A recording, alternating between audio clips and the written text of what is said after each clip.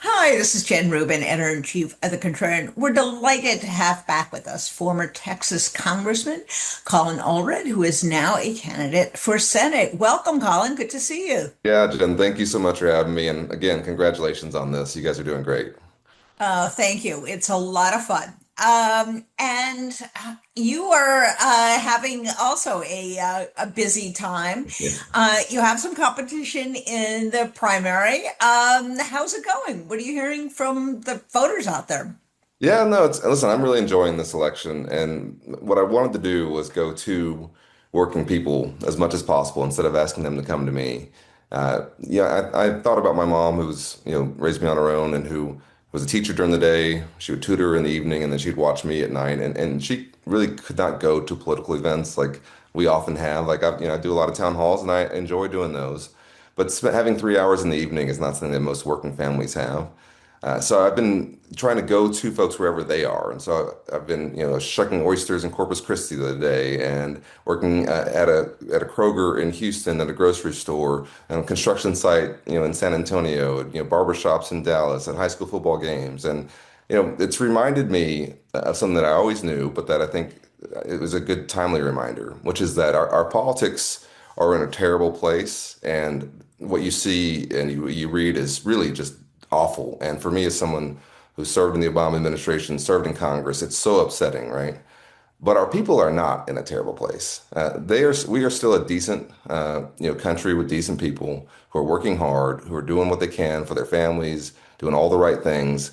The problem is they see folks who are openly corrupt on TV and on their phones who are, just getting by while they're working harder and harder for less. And I think that's what we have to speak to and have to try to address. Absolutely. Obviously, the Epstein files have been in the news much, and the president finally capitulated and agreed to release them. We'll see whether he releases all of them Right. or not. This strikes me, as you said, as part of a problem of corruption, of misusing the Justice Department and the judicial system. You're a lawyer by trade. What do you make of his use of the Justice Department, some of these prosecutions of That's political right. enemies, and now he's threatening to execute Democrats who told members of the armed services they have an obligation to refuse illegal orders? What do you make of all that? Well, I spent some time at DOJ, and I have friends who, have worked, throughout DOJ, and I think, to me, this is one of the most damaging things that this president has done is to turn this, department that had some things that we need to work on, that we certainly need to fix some aspects of our criminal justice system that, as an African American, we can talk about, but that fundamentally, he's used this now as a tool for retribution. And if you believe that the entire Epstein files are going to be released by this administration after all this time pushing back, then I've got some beachfront property in Arizona, to sell you, right?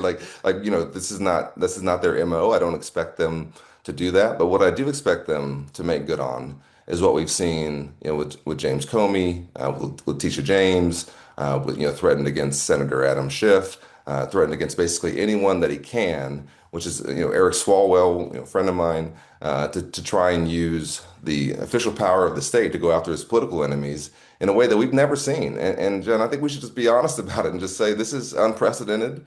And sometimes I'll see a headline come across on, my phone saying, Comey indictment, X, Y, and Z, and it's covered like it's a normal thing.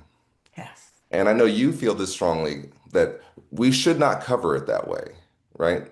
The headline shouldn't just act like this is a normal prosecution being done according to our normal procedures, because it's not. It should say, highly questionable investigate politically motivated investigation of former Trump official. It's like that's to me what it should be saying to, Right. to try and make sure people understand how crazy this is and how dangerous it is. And and one thing I do want to say though is that for Democrats, we cannot just talk about, restoring things like DOJ to where they were. To me, whether it's DOJ, the Department of Education, the State Department, all these agencies that have been gutted and destroyed or are gone, we can't just say we're going to build it back like it was. To me, we have to make sure that we put forward a new idea on how we can restore confidence, in these agencies, but also take advantage of this kind of forest fire effect to have new growth and to address some things that should have been done, all along the way. And so that to me is what I think our goal has to be is hold the line now, tell the truth now, make sure people know that, but then plan for dramatic reform and change afterwards. People really look at both parties in some respects. Obviously, the Republicans are the main offenders, but they look at things like the provision that was stuck into the end of the shutdown bill that Yeah. says that a bunch of senators are going to get a chance to make millions of dollars. What do you Mhm. think about that? What would you have done had you been in the Senate and saw Yeah. something like that? Well, and that makes, my disagreement and my feeling of betrayal by the senators who crossed over in this case, even deeper. Because I do think, were you aware of this provision? Did you see this and you decided to vote for this anyway? And I have some folks in that group who I really respect, and I want to be clear about that. But to me, the biggest divide I see in the party, Jen, is not between progressives and moderates or even by age. To me, it's folks who recognize the moment that we're in now and the fight that it's going to take, and those who don't. And part of that is standing up to corruption. I mean, this is the most openly, flagrantly corrupt administration and time, in my opinion, in American history. The president of the United States has been given a jet, right? We have a ballroom that is basically a conduit, for influence, where the richest and biggest corporations in the world can say, okay, we're going to knock down the East Wing and we'll just give money for influence to build some ridiculous ballroom where the president can be feted like a king. That's not, to me, we have to stand up to that because for ordinary working people, and this is what I mean when I'm talking to folks, here in Texas, they see all this happening. But what we can't be is that, okay, everybody's corrupt. We have to say, here's what we're going to do to root this out, to throw open the doors and bring sunlight in. And we're not just going to stop with the corruption you've seen. We're going to go after the corruption that's been ongoing that we have oftentimes been a part of, like stock trading by members of Congress, like allowing, some of the campaign finance, shenanigans that we see going on that Democrats engage in too. To me, we have to go much farther and say we recognize that corruption is undermining the entire faith in this system, and we're going to go after all of it. Do you think the Senate needs new leadership? Well, I've always felt like the leadership will be responsive to the members, and that's why part of why I'm running for the Senate is that I think that we need to bring in new members who understand what's happening now, and who will be a part of this fight, but then also just are a part of what's happening now and what has to happen going forward. I think that that's the what I see and what I saw with in the House. The leadership will then be responsive to that, whoever it might be, right? But what I am going to require from anyone who is Senate leader when I'm in the Senate is someone who will be part of that fight. And that'll be my precondition, and also who will help me serve my constituents. So to me, it's not. I think the solution is going to come from the ground up, not from the top down. Fair enough. Um, Texas went through a redistricting fight. The brave Democrats in the state legislature broke quorum. They up and left. And now a court has struck down that redistricting plan. We don't know whether it's going to stay out or not. Um, what are you seeing on the ground in Texas in terms of whether those are not those new state and rather those new congressional lines stick or not? Are people angry? Are the Latino voters that you talk to looking to perhaps come back to the Democratic Party? What do you need to do to bring them back? Yeah, I was just in Corpus talking to some folks about this. In fact, talking with, folks who understood that the city of Corpus Christi had previously had one member of Congress, which allowed them to have basically a unified voice when they were seeking federal funding. That city had been split into two different districts, and so they felt, and without me saying anything, they were saying this is going to reduce our influence and our ability to get what we need from the federal government because of this ridiculous gerrymandering that they're doing. And so the outcomes of gerrymandering, as you know, Jen, there's so many negative ones, but one of them is that it divides up communities and reduces their cohesiveness in terms of getting what they need. And I think, we should take a moment to just celebrate.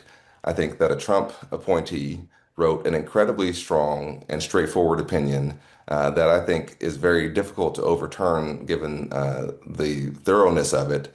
And the fact that it was a Trump appointee and an Obama appointee who came together to write this, complete rejection, saying that the state of Texas racially gerrymandered. And as a voting rights attorney reading it, it was music to my ears, and I thought that it was very powerful.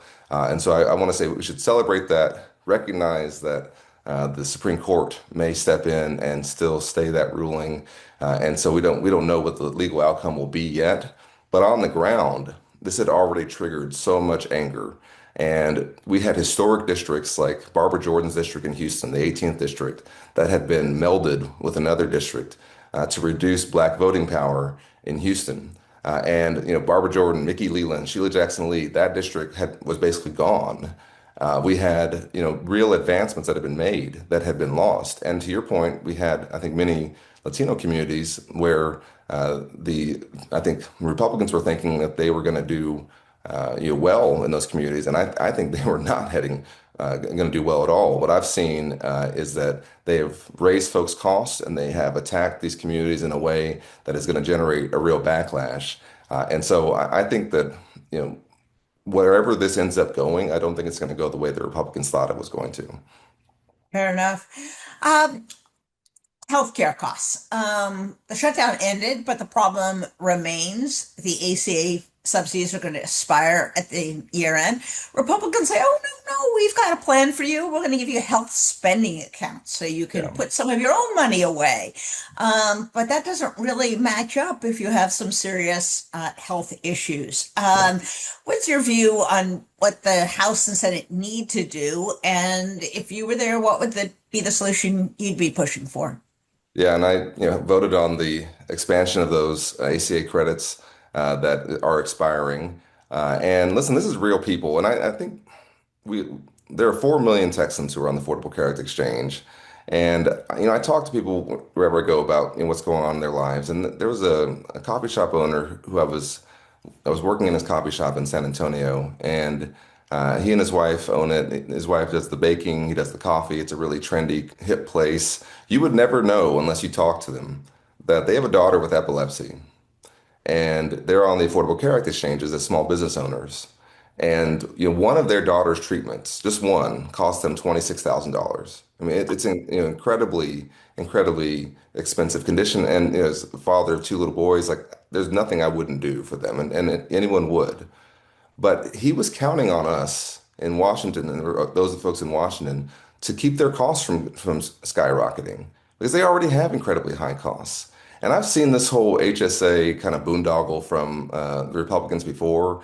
It never makes any sense and it never covers the expensive conditions, to your point.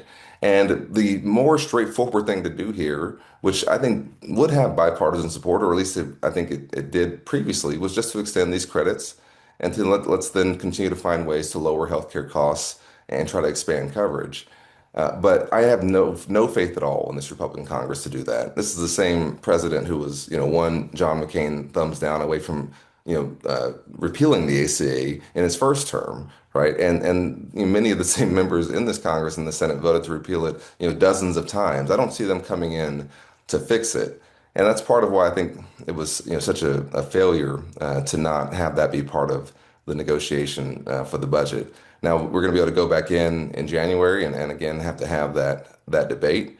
But as you know, those letters have already been sent out to folks in the individual markets. They've already gotten the notices that their costs are going up because just because it's going up at the end of the year, open enrollment is right now.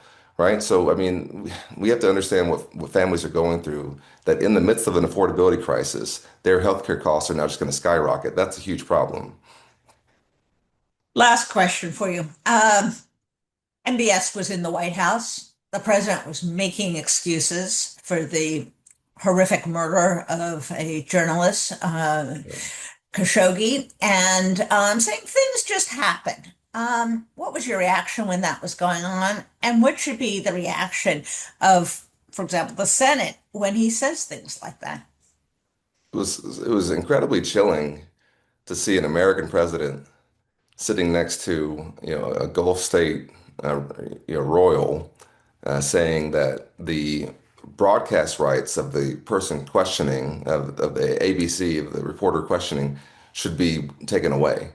and that that we need to that people needed to basically behave, and that they needed to not ask questions of the president, like that. In the White House, in the People's House, in the place where we have an amendment protecting the right to free press and to freedom of speech and the ability to ask questions like that. His job is to uphold that Constitution, not to undermine it in front of someone who has no interest in it. And listen, I was on the Foreign Affairs Committee. I understand our complicated relationship with the Saudis. That does not require us to whitewash what MBS did. The fact that they are a strategic ally in many other areas does not mean that we have to say that murdering a journalist who was a green card holder and, as you know, a colleague of yours, is acceptable, or even just to say that things happen and to pass it off and then act like we're just in a purely transactional world. We're the ones who are supposed to uphold those values around the world. We're the ones who are supposed to be able to speak to our friends, our allies, and our enemies, and to say there are certain standards that have to be upheld, and that we have, in our efforts, we're going to be part of not only telling you that, but then showing it ourselves. And we haven't always lived up to that, but that's the role that we've played, for 80 years. And to me, that's what I don't think this president has ever understood. I don't think he's ever understood our actual role in the world, or the role of the press, or the role of a free people in which we get to ask questions and say things that are maybe even offensive to you in that moment. I certainly, have as an elected official had plenty of people who had their chance to say what they wanted to say to me, and that's their right, right? And so there was something incredibly upsetting about it, but I think it also, from what I've seen, there's been some people who've stopped and said, "Wait a second, this is really wrong." And so in some ways, we may need to have a revival, of some of these American traditions in response to something that's been so against all of those. Well, Colin, I think many of us were fairly shocked, and perhaps we shouldn't be shocked, but we're still horrified. Yeah. Thanks so much for joining us, Colin. Continued good luck out on the trail, and happy Thanksgiving. All right, same to you, Jen. Appreciate you.